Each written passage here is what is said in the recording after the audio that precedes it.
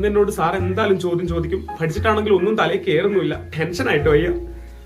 ഇതാണോ ഇത്ര വലിയ കാര്യം? അറിയാത്ത ചോദ്യങ്ങൾ ചോദിക്കുമ്പോ ചോദ്യം കേൾക്കാതെ പോലെ മൈൻഡ് ഇറങ്ങി ഇരുന്നാ മതി. സാറിന്റെ പാട്ടിന് പോയിക്കോളും. പിള്ളേരുടെ വർത്താനം കേട്ടല്ലോ. അപ്പൊ ഇതാണ് ഇവരുടെ പരിപാടി. അധ്യാപകൻ ചോദ്യങ്ങൾ ചോദിക്കുമ്പോ ഉത്തരം അറിയാത്ത കുട്ടികൾ ചോദ്യമേ കേട്ടില്ല എന്നുള്ള ഭാവത്തിൽ ഇരിക്കുക.